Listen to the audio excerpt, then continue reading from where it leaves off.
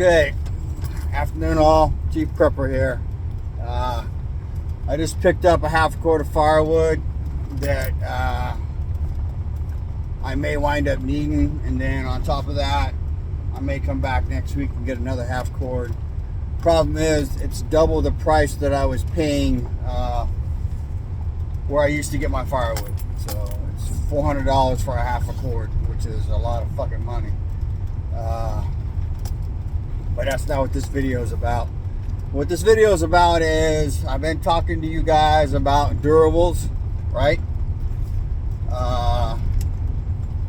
Because of what I'm hearing in the news, you know, I keep telling you guys, if there's something you need to go fucking buy it. So probably not today, because it'll take me another 3 fucking hours to deal with this load of firewood when I get home. But basically it's like this: if there is something you need to fucking buy it.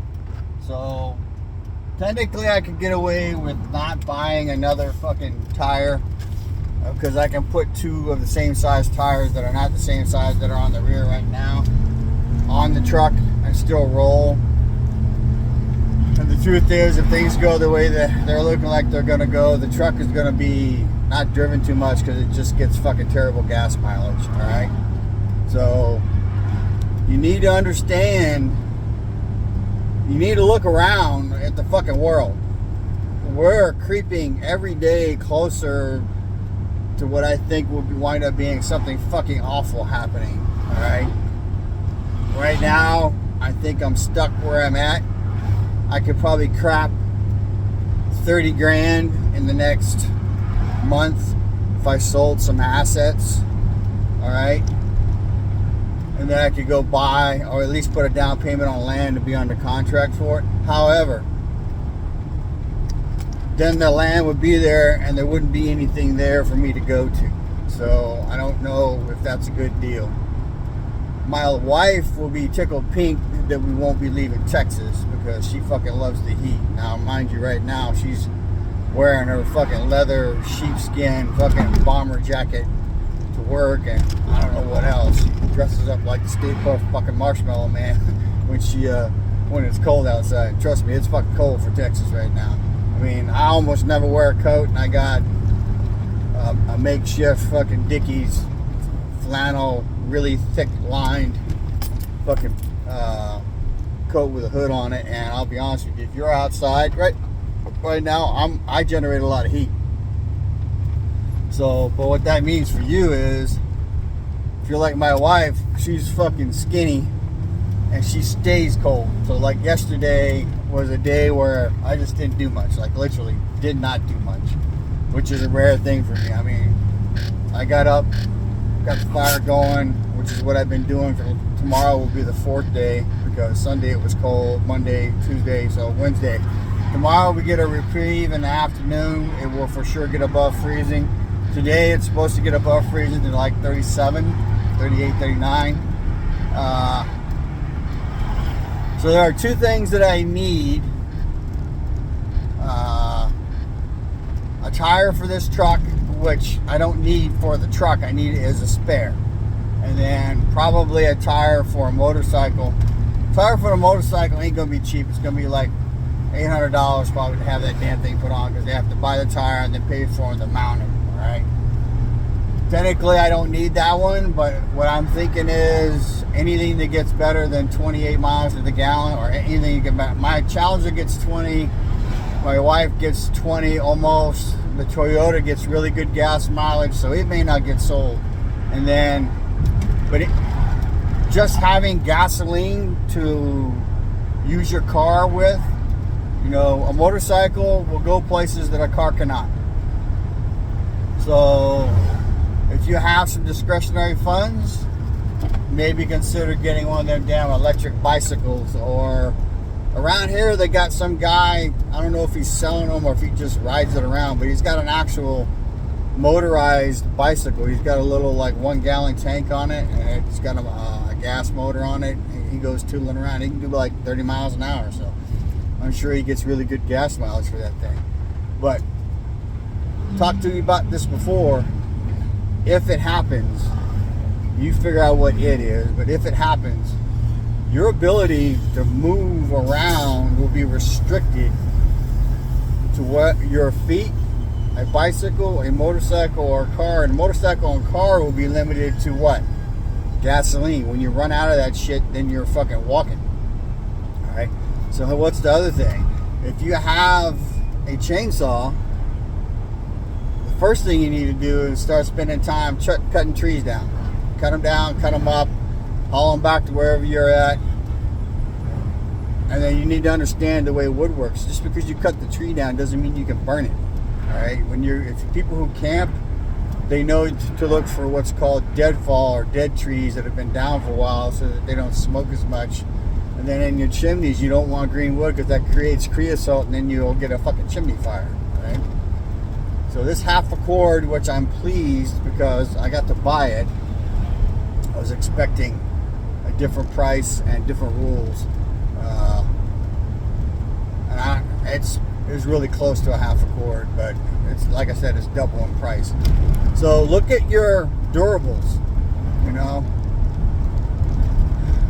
By the time they say we're in World War III, I'm going to go out on a limb here. I'm going to say it's going to be too fucking late for you to start prepping. Because by then, it's going to be short, you know. Today, I finally went to the pharmacy because I called my dad's doctor's office that takes care of him. And I had called them twice last week and told them about his medicine. And I didn't get a call from the pharmacy. So I went there today and talked to him. I got his medicine, which is really important, all right? But they didn't fill it because the insurance wouldn't pay for the medicine. I'm like, well, what's the cost without insurance?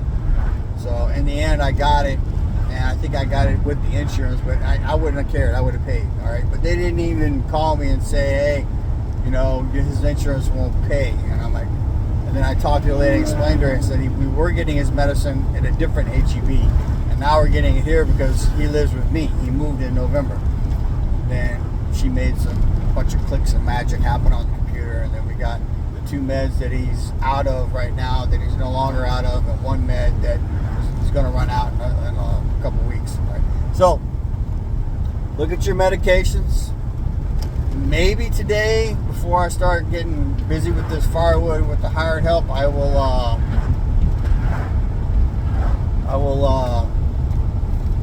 call Jace Medical or send them a note and tell them what prescriptions I'm interested in buying a year's worth. I may have to be, you know, cheap and sorry and only buy the ones that I consider essential.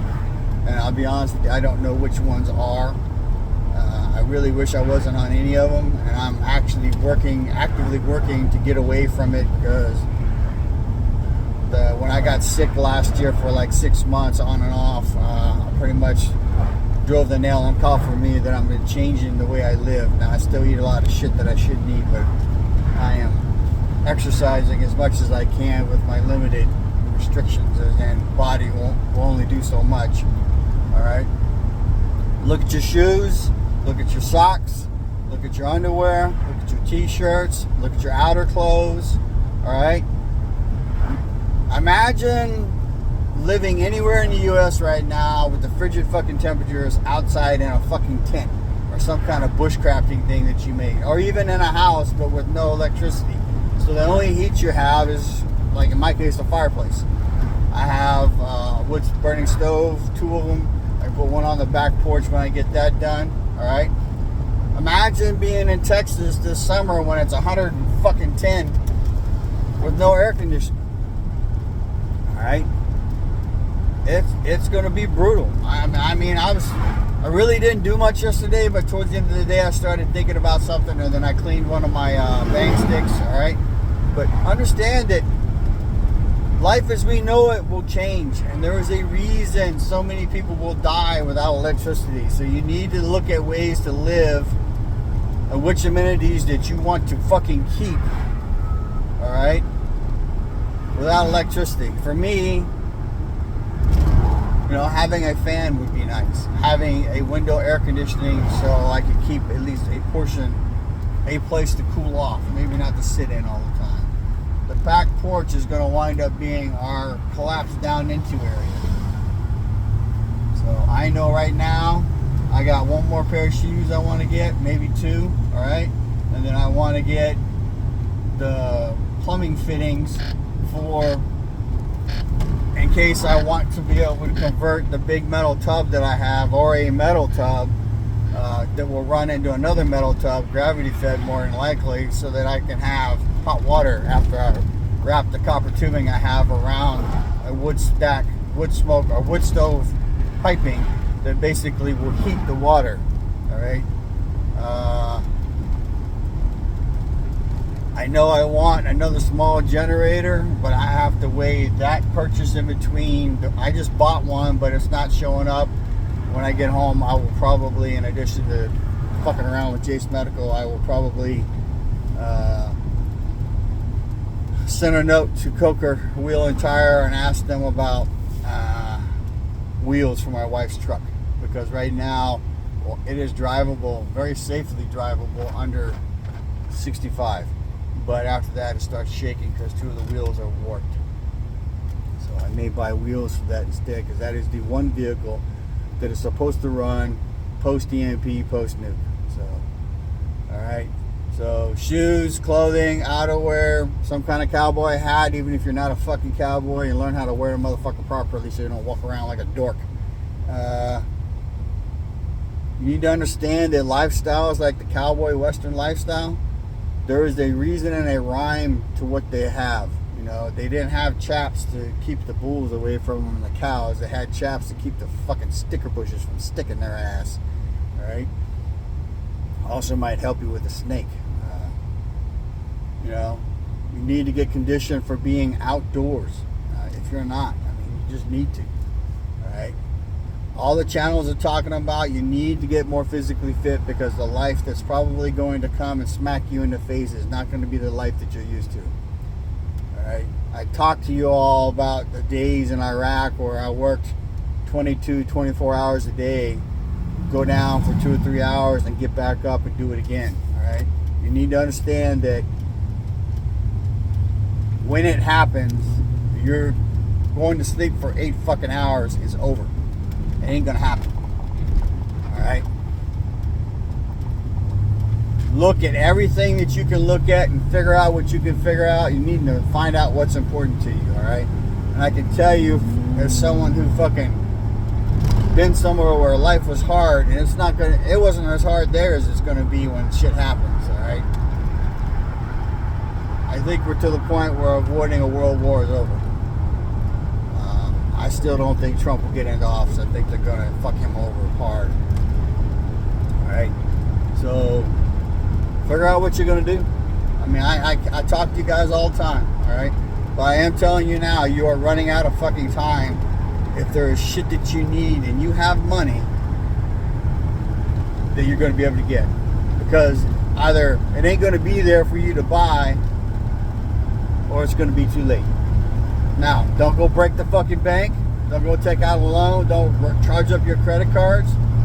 But if you have money and there's something you need, not want, need, get it. Alright? Information is knowledge and power. Live a little, prep a lot. Share the love. Hope you all got something out of this. Chief Prepper, out.